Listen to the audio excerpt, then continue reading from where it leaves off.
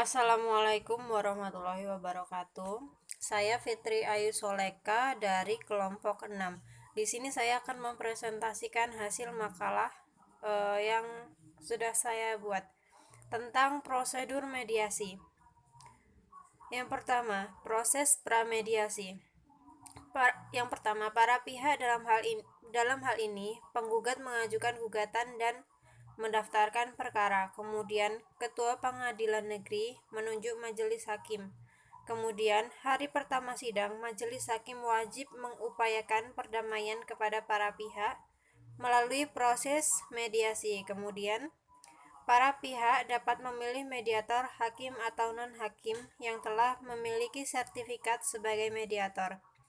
Yang terakhir, jika para pihak belum menetapkan mediator dalam waktu yang ditentukan, maka majelis yang menetapkan mediator dari para hakim.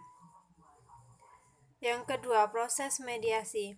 1. Setelah penunjukan mediator, para pihak wajib menyerahkan fotokopi dokumen yang memuat duduk perkara, fotokopi surat yang diperlukan, dan hal lain yang terkait dengan sengketa kepada mediator dan para pihak.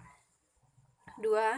Mediator wajib menentukan jadwal pertemuan untuk menyelesaikan proses mediasi.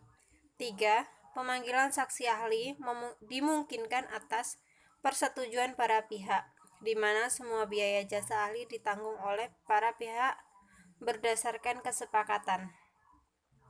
4. Mediator wajib mendorong para pihak untuk menelusuri dan juga menggali kepentingan para pihak dan mencari berbagai pilihan penyelesaian yang terbaik. 5. Apabila diperlukan, kaukus atau pertemuan antara mediator dan salah satu pihak tanpa kehadiran pihak lainnya. Yang ketiga, tugas dan kewajiban hakim pemeriksa perkara. Pada hari sidang yang telah ditentukan dan dihadiri para pihak, hakim pemeriksa perkara mewajibkan para pihak menempuh proses mediasi.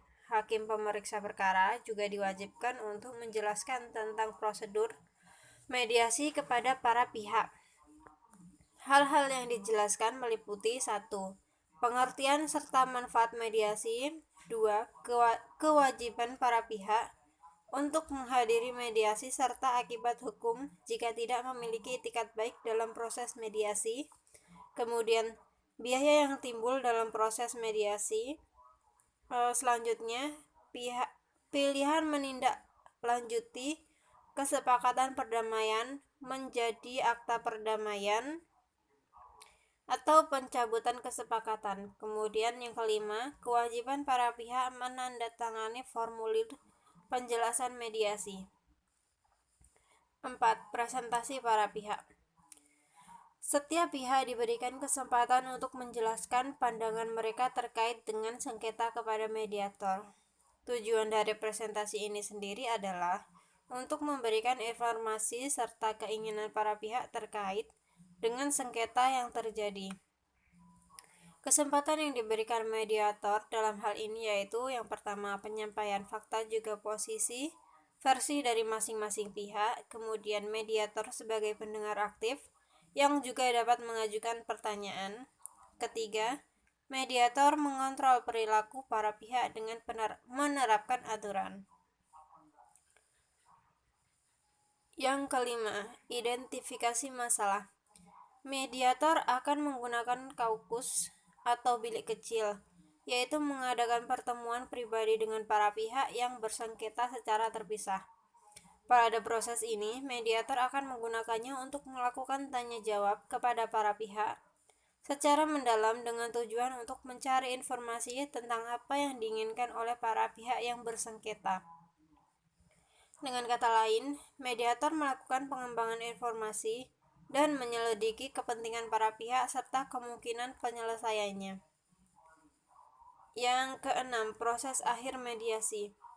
Jika mediasi menghasilkan kesepakatan, para pihak wajib merumuskan secara tertulis kesepakatan yang telah dicapai yang kemudian ditandatangani oleh kedua pihak, di mana hakim dapat mengukuhkannya sebagai sebuah akta perdamaian.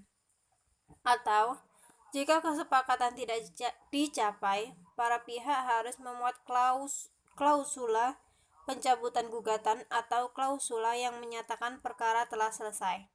Demikian presentasi dari kelompok 6.